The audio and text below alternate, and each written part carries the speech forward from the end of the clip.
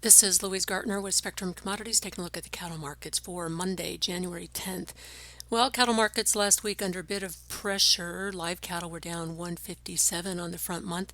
Feeders were down 477 on the front month. So getting some pressure on the feeders, which broke pretty hard, but then they bounced better than the live cattle.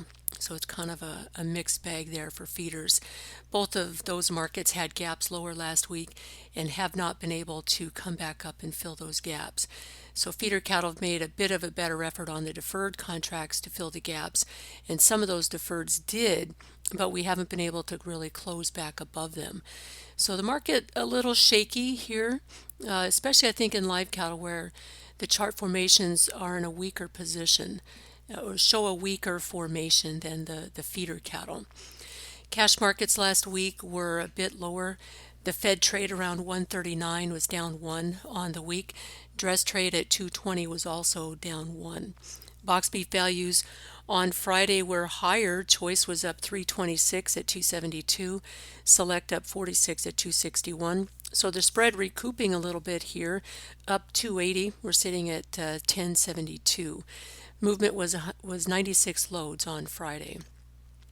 Slaughter rates catching up pretty quickly on the last day of the week at 562,000 head. That bumped us up to 26,000 over the previous week, but still down about 24,000 from last year. The interesting thing here is that early in the week we were trailing quite a bit behind the previous week.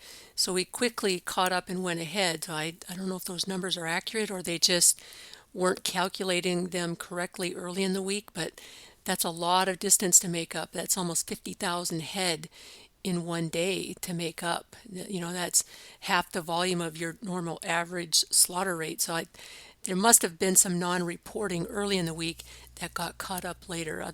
That would better explain the ability of the packing plants to actually move ahead of the previous week's slaughter rate when early in the week they had been significantly behind. But either way, it's nice to see them getting back up and continuing at full capacity. It does suggest that demand should stay fairly firm for cattle unless we start to see box beef values weaken again. So here we're into this critical time period where usually the consumer switches to your lower quality cuts of beef after the first of the year. The question has always been, what's the response going to be at record high beef prices? No matter if they're the higher value or the lower value cuts, they're still record high. And how is the consumer going to react to that? The concern, of course, last week was that you were slowing down the slaughter rates and backing up cattle in the feedlots. If indeed these numbers are correct, that should negate some of that concern. But either way, it's still an issue moving forward. You have to keep the volume moving. You have to keep the feedlots current, and that's going to be the big question moving forward. As far as replacement cattle, of course, you've got smaller herd sizes have led to smaller calf crops and just tighter numbers available for the feedlots. We expect that that's going to continue, of course, for a while. We got the inventory report out at the end of the month. Market fully expects that we'll see another notable drop in the herd size, and that just further reduces your calf crop and further increases the competition for calves to fill pens.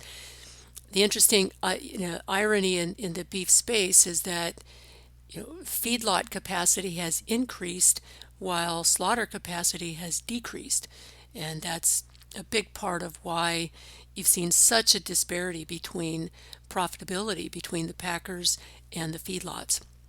But aside from that, feedlots are fairly front end loaded. We need to keep cattle moving here on the near term. And again, if you start to see a slowdown in demand, that really throws a wrench into the workings here. So we're watching that fairly closely. We had big red flags last week when it looked like slaughter capacity was slowing, but by the end of the week we're ahead of the previous week. So it looks like we've made up some ground there. Moving forward, I would expect that probably going to be fairly flat here. On the downside, live cattle are approaching some pretty solid support levels from the mid-December swing lows. On the upside, they have not had the kind of rally that feeder cattle have. So they've got some room to move to the upside before they get up into that gap area. For feeders, we're pretty close to that gap area on these deferreds. And if that's going to hold, then I'd say we're getting ready for another leg down. If we can get back above those gaps and we take another shot at the highs from late December and probably continue to move our way higher. If you have any questions, feel free to call at 1-800-888-9843. This has been Louise Gartner with Spectrum Commodities.